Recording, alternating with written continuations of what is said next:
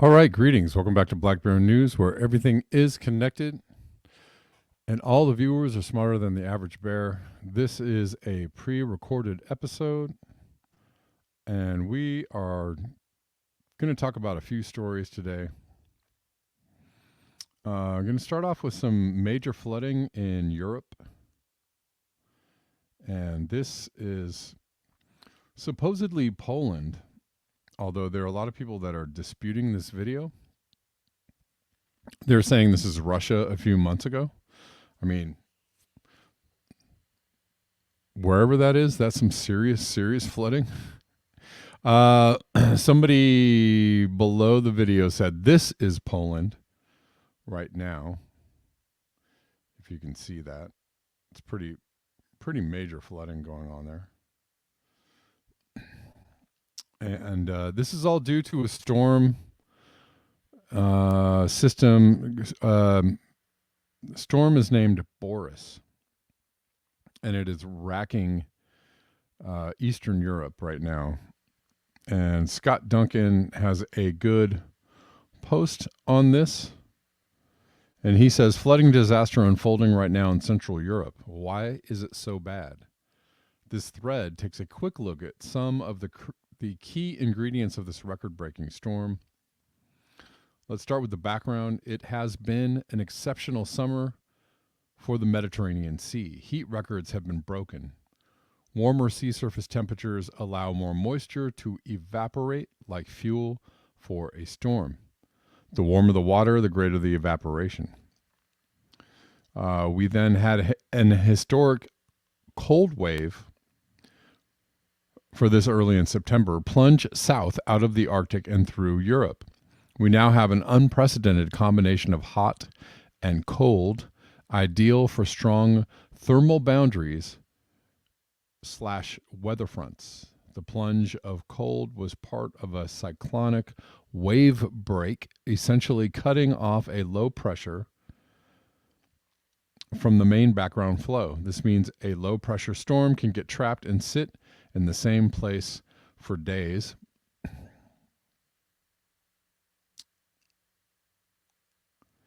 And this, we've seen this happen, over and over again. Storms getting trapped. Let me just check my sound real quick. Check. I think my sound is okay. And we're going to look at this story from The Guardian. Catastrophe of epic proportions. 8 drown in Europe amid heavy floods. Storm Boris has caused rivers to burst banks and trapped people in their homes across Austria, Poland, and Slovakia.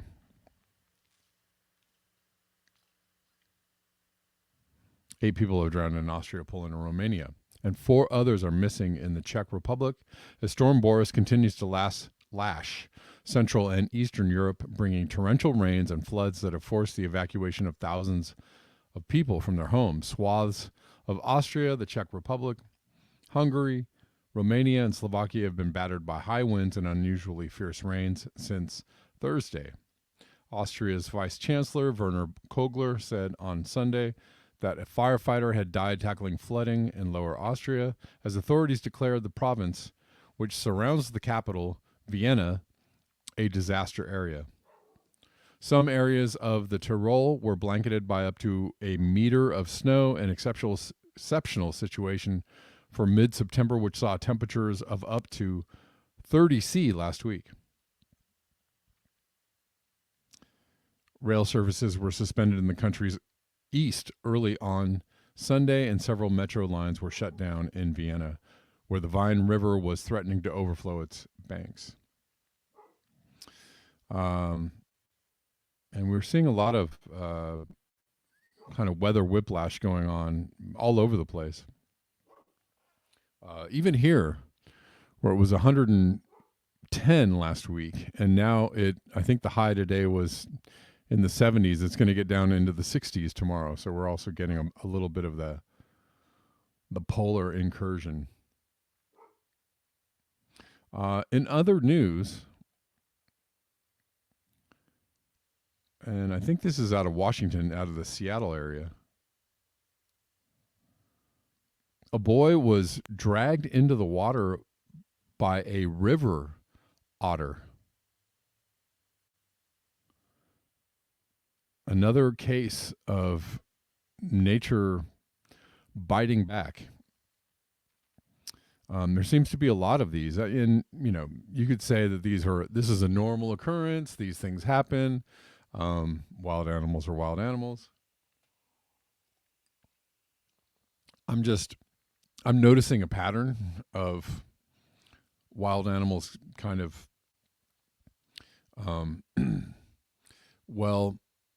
impeding or, I guess, wild animals, having incursions into areas where they usually don't go, or doing things that they usually don't do, right?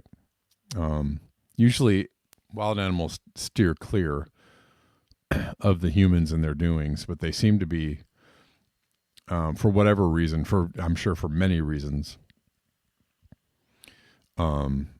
encroaching on human habitat. A child dragged underwater by river otter in rare attack, rescued by mom. A young child in Washington. It was a boy, by the way. They're talking about this in this entire article. They refer to the child as them, but it was a boy. A young child in Washington is recovering after being dragged underwater by a river otter in a rare attack. According to a press release from Washington Department of Fish and Wildlife, a child was visiting the Bremerton Marina, located east of Seattle, on Thursday, September 12th, when a human river otter incident occurred. The mother said a river otter pulled her child off the dock as they were walking down around 9:30 a.m. The otter then dragged the child underwater, and the child came back up above the surface after a few moments.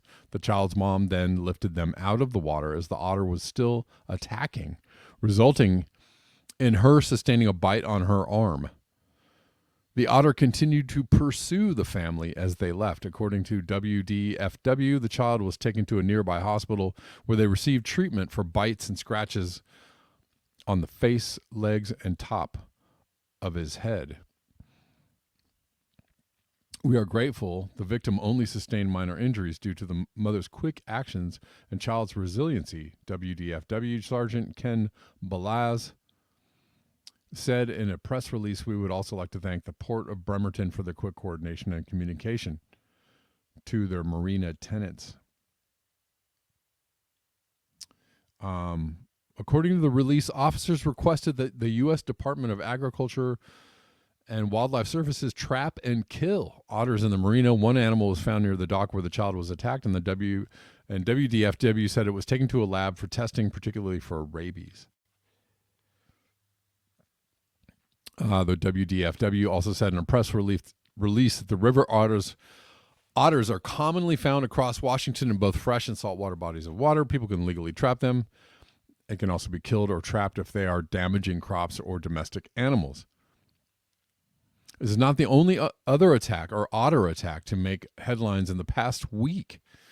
On September 11th, a woman in Malaysia was jogging in Tanjung Aru Recreation Park in Sabah when a group of otters approached her and attacked her, biting her and leaving her bloodied. My God, these otters are vicious.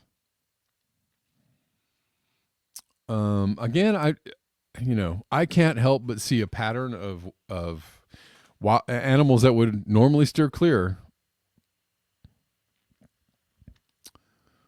coming after people, fishermen, boaters, etc.,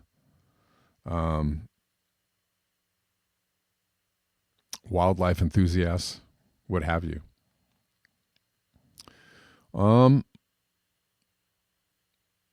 Switching to another story, which may be one of the reasons why the animals are so upset. The Biden administration is taking steps to eliminate protections for gray wolves. This is another case of the Biden administration carrying forward a Trump administration policy, otherwise known as the ratchet effect, right? Where the right wing generally, generalization, the right wing pushes certain things forward, right? There were, deregulations and all kinds of things that people generally don't like. And the Democrats just either allow those things to continue or barely fight back or don't fight back at all. And so, even if they promise to reverse these policies or say that they're going to do better than the last administration, what happens is, and especially in the Biden administration, they have just continued forward the Trump administration policies on many environmental issues. The Biden administration on Friday asked an appeals court to revive a Trump-era rule that lifted remaining Endangered Species Act protections for gray wolves in the U.S. If successful, the move would put the predators under state oversight nationwide and open the door for hunting to resume in the Great Lakes region after it was halted 2 years ago under court order. Environmentalists had successfully sued when protections for wolves were lifted in former President Donald Trump's final days in office. Friday's filing in the 9th U.S. District Court of Appeals was President Joe Biden administration's first explicit step to revive the rule. So it wasn't the Biden administration reversing this order out of the goodness of their souls. It was a lawsuit. The court filing follows years of political acrimony as wolves have repopulated some areas of the western U.S., sometimes attacking livestock, oh dear, and eating deer, elk, and other big game. But do you guys remember there's a really great video about how wolves restored entire areas of the West. I think it was in Yellowstone Park and other areas, right? It was the reintroduction of the wolves that restored ecologically a lot of habitat that was beginning to suffer because it was overpopulated by deer, elk, etc., other big game. Environmental groups want that expansion to continue since wolves still occupy only a fraction of their historic range. Attempts to lift or reduce protections for wolves date to the first term of former President George W. Bush more than 2 decades ago and have continued with each subsequent administration. Democrats and Republicans alike getting in on this one. Each time the U.S. Fish and Wildlife Service declares them recovered, the agency is challenged in court. Wolves in different parts of the U.S. lost and regained protections multiple times in recent years.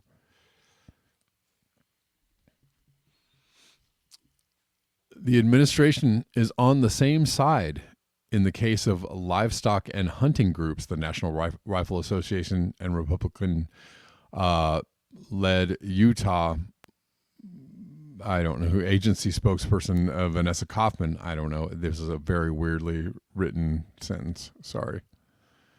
While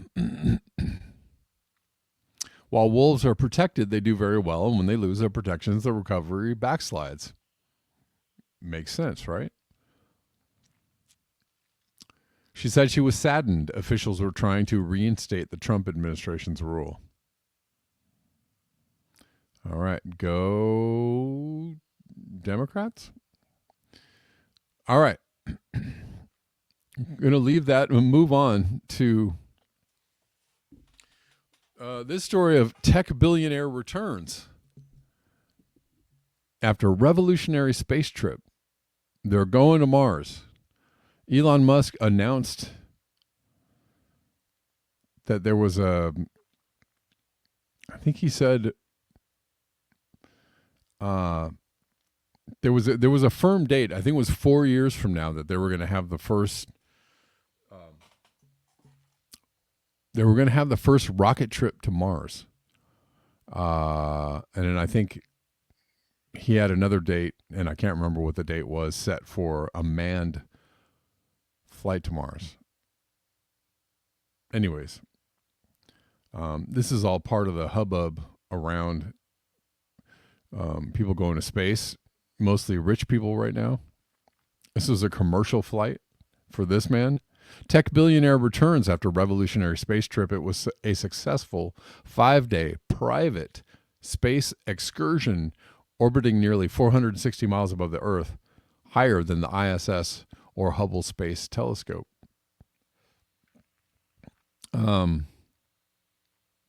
And I don't know if this is the billionaire, Jared Isaacman. We'll find out. A billionaire spacewalker returned to Earth with his crew on Sunday, ending a 5-day trip that lifted them higher than anyone has traveled since NASA's moonwalkers. SpaceX's capsule splashed down in the Gulf of Mexico near Florida's Dry Tortugas, which I like to have with coffee in the morning, a dry Tortuga. Or maybe you smoke dry Tortuga. I don't know. In the pre-dawn darkness, carrying tech entrepreneur Jarek Isaacman,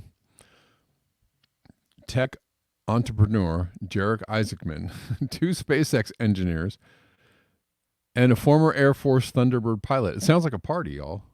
They pulled off the first private spacewalk while orbiting nearly 460 miles above the Earth, higher than the International Space Station and Hubble Space Telescope. Their spacecraft hit a peak altitude of 875 miles following liftoff. Isaacman became only the 264th person to perform a spacewalk since the former Soviet Union scored the first in 1965, and SpaceX's Sarah Gillis the 265th. Until now, all spacewalks were done by professional astronauts. "We are mission complete," Isaacman radioed as the capsule bobbed in the water, awaiting the recovery team. Within an hour, all four were out of their spacecraft, pumping their fists with joy as they emerged onto the ship's deck. All right. And this was in my thumbnail on Friday, but I forgot to play it, but it actually makes better sense to play it now. And this is from Sir Norman of Nowhere. "As a billionaire is doing the first private spacewalk, I am reminded of this. Whitey's on the Moon by Gil Scott-Heron." And let's close this out with a great bit of poetry. "The rat done bit my sister Nell with Whitey on the moon, and her face and arms began to swell, and Whitey's on the moon. I can't pay no doctor bills, but Whitey's on the moon. 10 years from now, I'll be paying still while Whitey's on the moon. You know the man just upped my rent last night? 'Cause Whitey's on the moon. No hot water, no toilets, and no lights, but Whitey's on the moon. I wonder why he's upping me. 'Cause Whitey's on the moon? I was already giving him $50 a week, and now Whitey's on the moon. Taxes taking my whole damn check. The junkies make me a nervous wreck. The price of food is going up. And as if all that crap wasn't enough, a rat done bit my sister Nell with Whitey on the moon. Her face and arms began to swell, and Whitey's on the moon. Was all that money I made last year for Whitey on the moon? How come I ain't got no money here? Whitey's on the moon. You know, I just about had my fill of Whitey on the moon. I think I'll send these doctor bills, airmail special, to Whitey on the moon." All right. Great stuff from the legendary Gil Scott-Heron. All right, guys, that wraps up the show today. Thanks for watching. Just wanted to let you know I'm working on a project of new music, and I've been kind of just doing these impromptu kind of like live recordings of some of the songs that I'm putting out, and you can go find that at youtube.com/kevinsandbloom. There's a new song up called Liberate. There's another song called Let's Make the Homeless Homeless Again, which I think I read the lyrics to y'all. There's a couple of songs over there, so go check it out. Also, if you want to support the show, there are lots of ways to support the show. The links are all in the description box of whatever platform you're watching on. There are also Black Bear News t-shirts available, so you can go. There's a link for that too in there. All right. Thanks for watching. I'll see you all next time, which is probably tomorrow. And until next time, peace.